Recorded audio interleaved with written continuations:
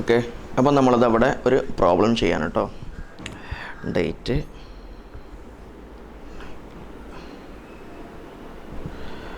Cash, bank, date, particular,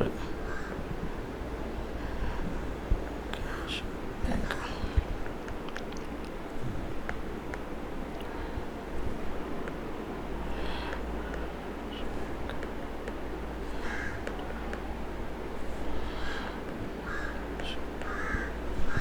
okay, ഇനി നോക്കാം നമ്മൾ ക്വസ്റ്റ്യന് 2024 മാർച്ച്. അപ്പോൾ നമ്മൾ കഴിഞ്ഞ മാർച്ചിൽ പബ്ലിക് എക്സാമിന് വന്നത്, മാർച്ച് പരീക്ഷയിൽ വന്ന ക്വസ്റ്റ്യനാണ് നമ്മൾ എന്താവുന്നത് ഇപ്പോൾ ഡിസ്കസ് ചെയ്യുന്നത്. നോക്കുക, ആദ്യം പറയുന്നത് ക്യാഷിൽ 4000, ബാങ്കിൽ 5000 ബാലൻസ് ഉണ്ടെന്നാണ് പറഞ്ഞത്. ഓക്കെ, അപ്പം നമ്മളിവിടെ ഇത് എഴുതുക, ബാലൻസ് 4000, 5000. ഒരു കാര്യം ഇവിടെ ശ്രദ്ധിക്കേണ്ടത്, ചിലപ്പോൾ നിങ്ങൾക്ക് ബാങ്കിൽ ബാലൻസ് എന്നിട്ടായിട്ട് ബ്രാക്കറ്റിൽ CR എന്ന് കാണിക്കും. അങ്ങനെയാണെങ്കിൽ അതിൻ്റെ അർത്ഥം ക്രെഡിറ്റ് ബാലൻസ് എന്നാണ്. അങ്ങനെയാണെങ്കിൽ അത് നിങ്ങൾ ഇവിടെ എന്നിട്ട് എഴുതേണ്ടത്. ഓക്കെ, ഈ ഭാഗത്താണ് എന്താ അവിടെ അപ്പോൾ എഴുതേണ്ടത്. ഓക്കെ, ക്രെഡിറ്റ് ബാലൻസ് ആണെങ്കിൽ അവിടെയാണ് എഴുതേണ്ടത്. പക്ഷെ ഇവിടെ എന്തല്ല, ക്രെഡിറ്റ് ബാലൻസ് അല്ല, ഡെബിറ്റ് ബാലൻസ് ആണ്. ഓക്കെ, അടുത്തത് ചെക്ക് സെയിൽസ് 20,000, സെയിൽസ് 20,000 എന്നാണ് പറഞ്ഞത്. Date 3, sales 20,000. ഈ സെയിൽസിൻ്റെ സമയത്ത് നമുക്ക് ക്യാഷ് കിട്ടുകയാണോ ചെയ്യുക, ക്യാഷ് പോവുകയാണോ ചെയ്യുക? സെയിൽസിൻ്റെ സമയത്ത് നമുക്ക് ക്യാഷ് കിട്ടുകയാണ് ചെയ്യുക. സെയിൽസ് എന്ന് പറഞ്ഞാൽ കച്ചവടം, നമ്മൾ സാധനം കൊടുക്കുന്നു, അപ്പോൾ ക്യാഷ് നമുക്ക് ഇങ്ങോട്ട് കിട്ടുന്നതാണ്. അപ്പോൾ നമ്മളത് റെസിപ്റ്റ് ഭാഗത്താണ് രേഖപ്പെടുത്തേണ്ടത്. സെയിൽസ് 3 ക്യാഷ് ആയിട്ടല്ലേ കിട്ടും. ഏതെന്ന് ക്യാഷ് ഒന്നും ബാങ്കൊന്നും പ്രത്യേകം പറഞ്ഞിട്ടില്ലെങ്കിൽ അതെന്താണ്, ക്യാഷ് ആണെന്ന് മനസ്സിലാക്കുക. അത് എത്രയാണുള്ളത് നോക്കാം, 20,000 ആണ്.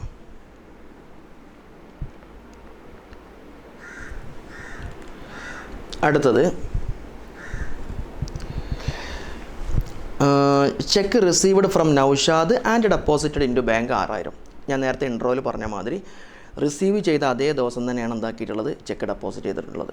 അതുകൊണ്ട് ഒറ്റ സ്ഥലത്ത് മാത്രം എന്താക്കിയാൽ മതി, രേഖപ്പെടുത്തിയാൽ മതി.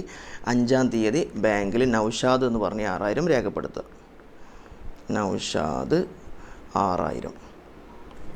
ഓക്കെ, ഇവിടെ ശ്രദ്ധിക്കേണ്ട കാര്യം, ചെക്ക് കിട്ടിയത് ഒരു ദിവസം, ഡെപ്പോസിറ്റ് ചെയ്തത് വേറെ ദിവസമാണെങ്കിൽ, അങ്ങനെ വേറെ വേറെ ദിവസങ്ങളാണെങ്കിൽ ആദ്യം നമ്മൾ എന്താകുന്നു, കിട്ടിയ ദിവസം നമ്മൾ ഇവിടെ രേഖപ്പെടുത്തും ക്യാഷിൽ. പിന്നെ ഡെപ്പോസിറ്റ് ബാങ്കിലേക്ക് ഡെപ്പോസിറ്റ് ആ ചെക്ക് ബാങ്കിലേക്ക് കൊണ്ടുപോയി കൊടുത്ത ദിവസം എന്താക്കും, നമ്മൾ ഇവിടെ ഡേറ്റ് എഴുതിയിട്ട് നമ്മൾ ബാങ്കിൽ രേഖപ്പെടുത്തും. അതിൻ്റെ പുറമെ ഈ 6000 ഇവിടെ പേയ്മെൻറ്റ് സൈഡിൽ എന്താക്കുന്നു, ക്യാഷിൽ നമ്മൾ രേഖപ്പെടുത്തും. എന്നിട്ട് ഈ ഡേറ്റ് എന്താക്കും, ഇട്ട് കൊടുക്കും. ഓക്കെ, 3 സ്ഥലത്ത് രേഖപ്പെടുത്താനുണ്ടാവും. രണ്ട് ദിവസങ്ങളിലാണെങ്കിൽ. ഒറ്റ ദിവസത്തെ ഒരു സെയിം ദിവസം തന്നെയാണ് കിട്ടുന്നതും ഡെപ്പോസിറ്റ് ചെയ്യുന്നതെങ്കിൽ ഒറ്റ സ്ഥലത്ത് മാത്രം എന്താക്കിയാൽ മതി, രേഖപ്പെടുത്തിയാൽ മതി. റെസിപ്റ്റ് സൈഡിൽ ബാങ്ക്, ഇതാണ് റെസിപ്റ്റ് സൈഡ്, ഇതാണ് പേയ്മെൻറ്റ് സൈഡ്. ഓക്കെ, ഇനി അടുത്തെന്താ നോക്കുക, Shine a customer deposited into bank account 3000. നമ്മളൊരു കസ്റ്റമർ എന്താക്കി 3000 നേരെ ബാങ്കിലേക്ക് കിട്ടുമെന്നാണ് പറഞ്ഞത്. ഓക്കെ, അപ്പോൾ ഏത് ഭാഗത്താണ് ഉണ്ടാകുക, ബാങ്കിലേക്ക് കിട്ടുമെന്ന് പറഞ്ഞാൽ ബാങ്കിന് പൈസ കിട്ടിയെന്നല്ല അർത്ഥം. അപ്പോൾ ബാങ്കിൽ 3000. ഓക്കെ, ഡേറ്റ് ഏതാ നോക്കുക, ഷൈന് 3000. ഓക്കെ, അടുത്തത് cash deposited into bank 4000. Cash deposited into bank 4000. Cash deposited into bank. അപ്പോൾ ജേണൽ എൻട്രി എന്താ വരിക, bank account debtor to cash, cash deposited into bank, bank account debtor to cash എന്നാണ് journal entry വരിക. ബാങ്കിൽ asset കൂടി നമ്മളെ കയ്യിലുള്ള asset എന്തായി കുറഞ്ഞു. അപ്പോൾ ഇതിൽ എന്ത് മനസ്സിലായി, ഇത് കോൺട്രാ എൻട്രി ആണെന്ന് മനസ്സിലായി. ഓക്കെ, ഇപ്പോൾ ഇവിടെ പൈസ എവിടെ കിട്ടുന്നത്, എവിടെയാണ്, ബാങ്കിലാണ്. അപ്പോൾ റിസീപ്റ്റ് സൈഡിൽ ബാങ്കിൽ എന്താക്കണം, 4000 രേഖപ്പെടുത്തണം. ക്യാഷിൽ നിന്ന് എന്ത് പോകുന്നുണ്ട്, 4000 പോകുന്നുണ്ട്. അതെന്താക്കണം, നമ്മൾ ഇവിടെയും രേഖപ്പെടുത്തണം 4000. ഓക്കെ, ഇനി നമ്മൾ ഇവിടെ എന്താണ് എഴുതേണ്ടത് എന്നൊരു കൺഫ്യൂഷന്. പേയ്മെൻറ്റ് സൈഡിൽ നമ്മൾ എന്താ പറഞ്ഞത്, പൈസ എങ്ങോട്ടാണോ പോയത്, ഈ 4000 എങ്ങോട്ടാണ് പോയത്, ബാങ്കിലേക്ക് രേഖപ്പെടുത്തി. ഇവിടെ 4000 കിട്ടിയിട്ടുണ്ട്. എവിടെ നിന്നാണ് വന്നത്, ക്യാഷ് നിന്ന്. ഓക്കെ, ഇവിടെ സി എന്നിട്ട് കൊടുക്കണം, കോൺട്രാ എൻട്രി ആണ് എന്നറിയിക്കാൻ വേണ്ടിയിട്ട്. ക്ലിയർ ആണോ? ഇനി അടുത്തത് പർച്ചേസ് 4500. പർച്ചേസ് 4500. ഡേറ്റ് ശ്രദ്ധിക്കണം കേട്ടോ. പർച്ചേസ് 4500. പർച്ചേസ് ചെയ്യുന്ന സമയത്ത് പൈസ കിട്ടുകയാണോ ചെയ്യുക, പോവുകയാണോ ചെയ്യുക? പൈസ പോവുകയാണ് ചെയ്യുക. അപ്പം നമ്മളിവിടെ പർച്ചേസ് ചെയ്തണം. ക്യാഷ് എന്ന് ബാങ്ക് ഒന്ന് പ്രത്യേകം പറഞ്ഞിട്ടില്ലെങ്കിൽ അത് ക്യാഷാണെന്ന് മനസ്സിലാക്കുക. 4500. Okay. Next, cash withdraw from bank 5000. Cash withdraw from bank എന്നാണ് പറഞ്ഞത്. ക്യാഷ് വിഡ്രോ ഫ്രം ബാങ്ക് എന്ന് മാത്രം പറഞ്ഞാൽ അതിൻ്റെ അർത്ഥം എന്താ? നമ്മളെ കയ്യിൽ ക്യാഷ് കൂടി, cash account debtor to bank, ബാങ്കിൻ്റെ പൈസ എന്തായി കുറഞ്ഞു, cash account debtor to bank. ഇങ്ങനെയാണ് ജേണൽ എൻട്രി വരിക. അപ്പോൾ ഒരു ഭാഗം ക്യാഷാണ്, ഒരു ഭാഗം ബാങ്കാണ്. ഓക്കെ. അപ്പം ഇതെന്താണ്? കോൺട്രാ എൻട്രിയാണ്. കൂടുന്നത് എവിടെയാണ്? നമ്മളെ കയ്യിലാണ് കൂടുന്നത്. അപ്പം ഇവിടെ ക്യാഷിൽ നമ്മൾ 5000 എഴുതി. ഓക്കെ.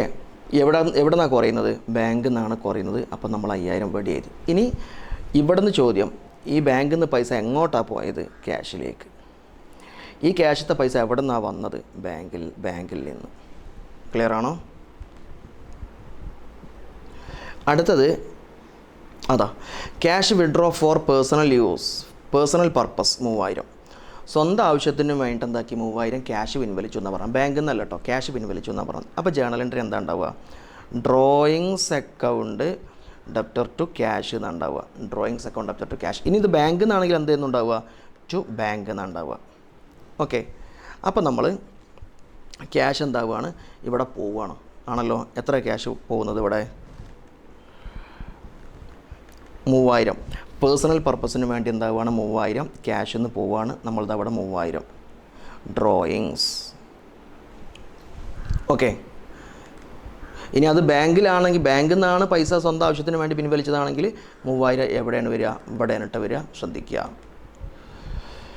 അടുത്തത്, കമ്മീഷൻ റിസീവ്ഡ് 1000.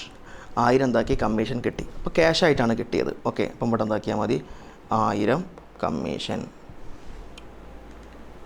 അടുത്തത്, rent paid by cheque 1500. Rent paid by cheque. Rent അടച്ചു. റെൻ്റ് അടക്കുന്ന സമയത്ത് എന്താ സംഭവിക്കുക? നമ്മൾക്ക് പൈസ പോവുകയാണ് ചെയ്യുക. പക്ഷേ ഇവിടെ പൈസ കൊടുത്തത് എങ്ങനെയെന്ന് പ്രത്യേകം പറയുന്നുണ്ട്. ചെക്ക് വഴിയാണ് കൊടുത്തത്. ഓക്കെ. ചെക്ക് വഴി കൊടുക്കുന്ന സമയത്ത് പൈസ എവിടെ നിന്നാണ് പോവുക? ബാങ്കിൽ നിന്നാണ് പോവുക. 1500 റെൻറ്റ്. ഓക്കെ. ഇനി അടുത്തത്, സാലറി പെയ്ഡ് 6000. Salary paid 6000. 6000 രൂപ എന്താക്കി? സാലറി കൊടുത്തു. എവിടെ നിന്നാന്ന് പറഞ്ഞിട്ടില്ല. അപ്പോൾ പിന്നെ അത് എവിടെ നിന്നായിരിക്കും? ക്യാഷിൽ നിന്ന് തന്നെ ആയിരിക്കും. സാലറി 6000. ഓക്കെ. ഇനി നമ്മളെന്താ കാണും? ഇപ്പം നമ്മൾ എല്ലാ സാധനവും എന്താക്കി നമ്മളിവിടെ ചെയ്തു. ഇനി നമ്മൾ പതുക്കെ ഇതൊന്ന് ബാലൻസ് ചെയ്യണം. ബാലൻസ് രണ്ടും സെപ്പറേറ്റ് തന്നെ ബാലൻസ് ചെയ്യണം കേട്ടോ. ക്യാഷിൻ്റെത് വേറെ, ബാങ്കിൻ്റെത് വേറെ, അങ്ങനെ തന്നെ എന്താക്കണം? അതിനെ ബാലൻസ് ചെയ്യണം. അതാണ് വേണ്ടത്. നോക്കാം. ആദ്യം നമ്മൾ ക്യാഷിൻ്റെ നോക്കാം. 4000, 20000, 24, 24, 1000, 25. അപ്പം ഈ ഭാഗം 30000. ഈ ക്യാഷിൻ്റെ ഈ ഭാഗം 30000, ആ ഭാഗം 30000 ഉണ്ടാവാനുള്ള സാധ്യതയല്ല. അപ്പോൾ നമ്മൾ വലിയ സംഖ്യ എന്താവുകയാണ്? രണ്ട് ഭാഗത്ത് എഴുതി വെക്കുകയാണ്. 30000. കണ്ടോ? ഇത് രണ്ടും ക്യാഷ് കോളത്തിൽ മാത്രമായിട്ട് എഴുതി വെച്ചിട്ടുള്ളത്, ബാങ്കിൽ എഴുതിയിട്ടില്ല. ഇനി നോക്കുക, ഈ ഭാഗത്തുണ്ട് നോക്കുക. 4000, 6000, 10000. 10ഉം 13, 13ഉം 4500, 17500. അപ്പോൾ 30000 മൈനസ് 13500.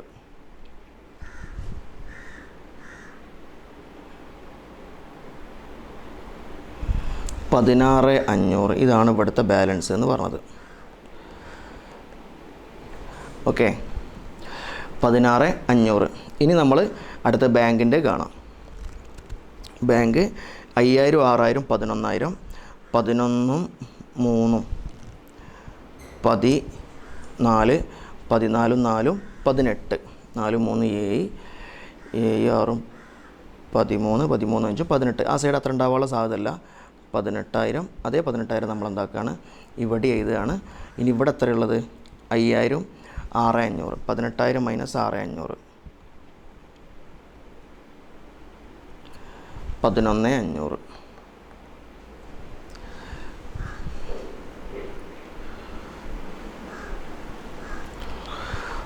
ഓക്കെ.